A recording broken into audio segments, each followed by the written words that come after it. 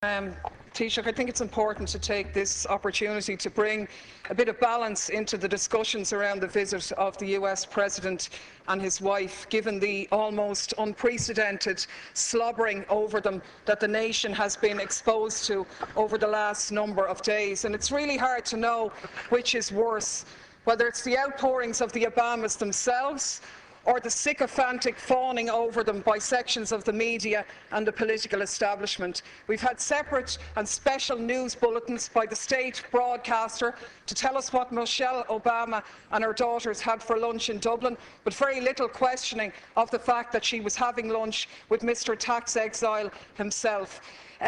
We had very little challenging of the fact that she's glad to be home, a country that she's been in less than a week and that her husband has very tenuous links in.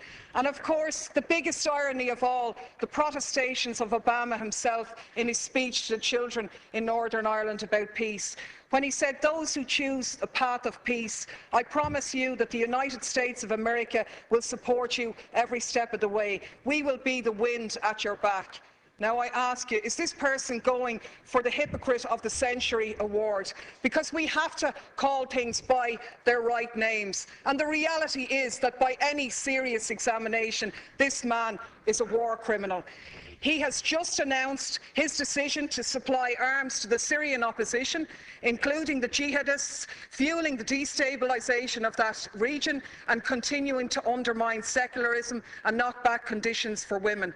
This is the man who is in essence stalling the Geneva peace talks by trying to broker enhanced leverage for the Syrian opposition by giving them arms, and to hell with the thousands more who lose their lives, or the tens of thousands more who will be displaced as this war goes on. This is the man who has facilitated a 200% increase in the use of drones, which have killed thousands of people, including hundreds of children. And you, Taoiseach, you are the one who's turned a blind eye on these activities. You've talked about the G8 being an opportunity to showcase Ireland. But is it not a reality that you have showcased us as a nation of pimps, prostituting ourselves in return for a pat on the head? To be honest with you, we were really speculating this morning whether you were going to deck the cabinet out in leprechaun hats decorated with a bit of stars and stripes to really mark abject humiliation here. So my question to you, Taoiseach, is as follows.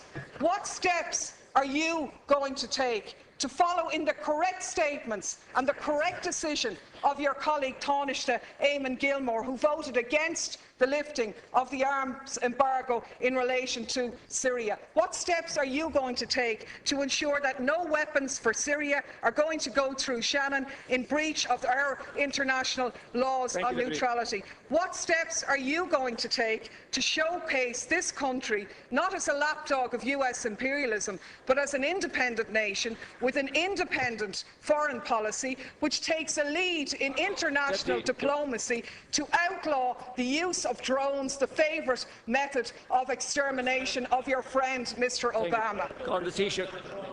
Right, please. Well, let me confirm to you first of all that the President was not inquiring about your whereabouts or your well-being. I think your comments are disgraceful. I think they do down the pride of Irish people all over the world, who are more than happy to see this island be a host to the G8, the leaders of the most industrialised nations in the world.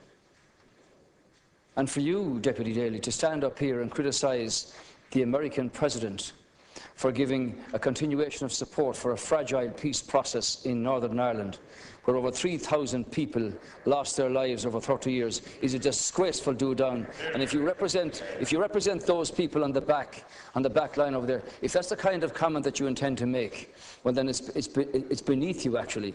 Even those of your predecessors in their brilliance never matched what you've just said here.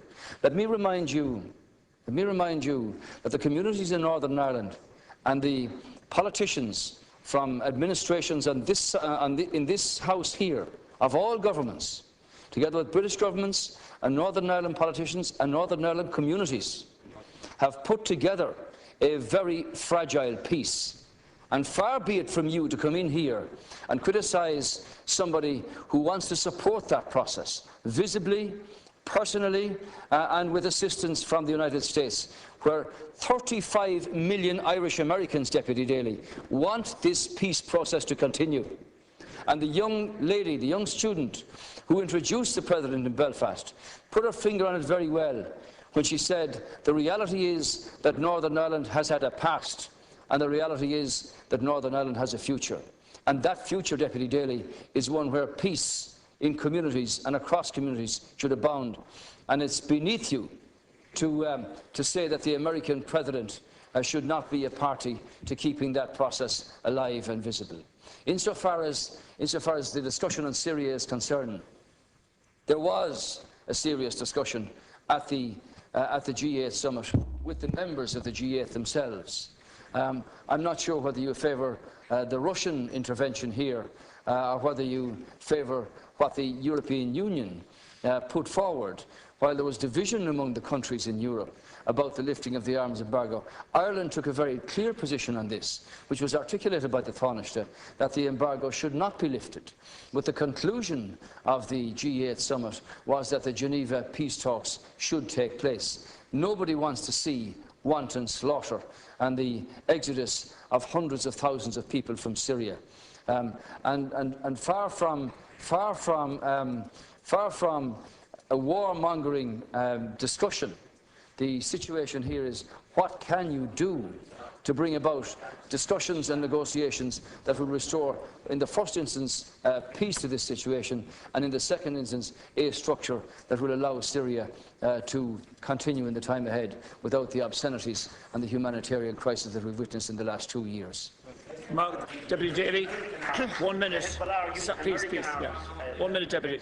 Thanks, Ceann Comhairle. Of course, I said nothing about the Northern Ireland peace process, a process which everybody supports, but is not one that gives you a licence to do whatever you like anywhere else around the globe. There isn't much peace in Iraq, where 26 people lost their lives yesterday. There isn't much peace in Afghanistan. There isn't much peace in Pakistan, and there certainly isn't much peace in Syria. And the side I'm on in Syria is the one, and what I agree with is the statement by Oxfam, where Oxfam said sending arms to the Syrian opposition won't create a level playing field. Instead, it further risks fueling an arms free-for-all, where the victims are the civilians of Syria. Our experience tells us that the crisis will only drag on for longer if arms are poured in. And that's in essence what the Americans have done here. I can only take from your non-answer to the question that you were asked is that you're going to take no steps to ensure that those arms will not be sent through Shannon in breach of our neutrality. You said here last week no arms ever came through Shannon. How do you know that, seeing as no investigations take place? The reality is, in 2012, 548 US planes landed in Shannon. How do you know what was on them if you haven't examined them? Your Minister for Transport revealed in a parliamentary question that 239 civilian planes landed in Shannon, where they sought permission because they were carrying munitions of war or dangerous goods on a civilian aircraft. What steps are you going to take to intervene in this situation? And the last point I'll make is that people in this country are very fond of our American brothers and sisters, and I think we stand far more shoulder to shoulder with them by making valid criticisms of their president, who has broken his election promises, rather than just pimping this nation as a tax haven for their corporations. I'm sure the Americans would far prefer if their multinationals paid their taxes at home rather than offshore here, so they could develop their health care, so they wouldn't be wasting money on arms being sent to slaughter people in other countries. Thank you, Deputy. Final reply, Taoiseach. As you're aware, 100,000 American people are employed by Irish-owned firms across 50 states, and something similar here from American-invested corporates in this country. The American government, and I don't speak for them obviously, have taken the view in terms of withdrawal of their troops from Afghanistan and from Iraq. There wasn't any intervention in terms of troops in Libya, and there hasn't been any intervention in terms of troops in Syria. We've never supported rendition flights through Shannon, and it ill behoves you to make comments that are not true.